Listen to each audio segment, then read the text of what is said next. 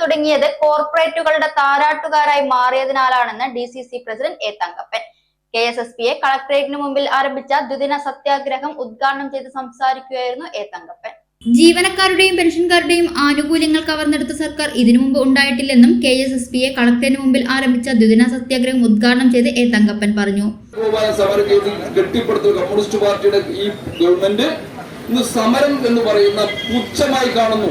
ജനങ്ങളുടെ, ജീവനക്കാരുടെ, അതുപോലെ കർഷക തൊഴിലാളികളുടെ അവകാശം എന്ന് ചോദിച്ചാൽ അവർക്കതൊരു പുച്ഛമാണ്.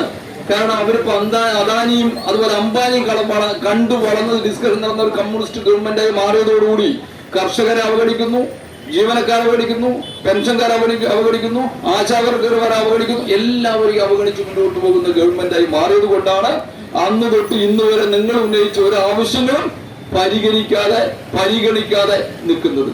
വാഗ്ദാനം നൽകുകയും അത് സർക്കാർ തന്നെ ലംഘിക്കുകയും ചെയ്യുകയാണ്. 700 രൂപ ആവശ്യപ്പെട്ട ആശമാരെ കൊണ്ട് സമരം ചെയ്യിപ്പിച്ചവർ തന്നെയാണ് അവരെ തെരുവിലേക്ക് അയച്ചത്.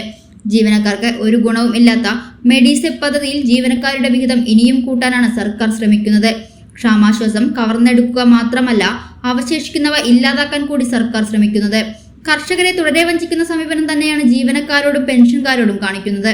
സർക്കാരിന്റെ വീഴ്ചകൾ മറച്ചുപിടിക്കാൻ ഇടത് സംഘടനകൾ നടത്തുന്ന പ്രഹസന സമരങ്ങൾ വിലപ്പോവില്ലെന്നും UDF സർക്കാർ വന്നാൽ ആനുകൂല്യം നൽകി ജീവനക്കാരെയും എല്ലാ വിഭാഗത്തെയും ചേർത്തു നിർത്തുമെന്നും എ തങ്കപ്പൻ പറഞ്ഞു. പനി വന്നാലും മറ്റു കാര്യങ്ങൾ വന്നാലും വീടുകൾ ഭവന സന്ദർശിച്ച് അവരുടെയൊക്കെ ശുശ്രൂഷ നോക്കി തിരിച്ചു വന്നുള്ള ആശാ വർക്കർമാരെ BLOമാരാക്കി നിയമിക്കുകയും ആ BLOമാര് ചെയ്യുന്ന പണി എന്തായിരുന്നറിയോ? ഈ മരുന്ന് കൊടുക്കുന്ന വീട്ടിലേക്ക് കയറി ചെന്ന് വോട്ട് അരിവാളിന് ചെയ്യണം എന്ന് നിർദ്ദേശിക്കുന്ന ആശാ വർക്കർമാര് ഇന്ന് അവർ അനുഭവിച്ചുകൊണ്ടിരിക്കുക. കാരണം അവർ ഞങ്ങളെ പറഞ്ഞു പറ്റിച്ചിരിക്കുക.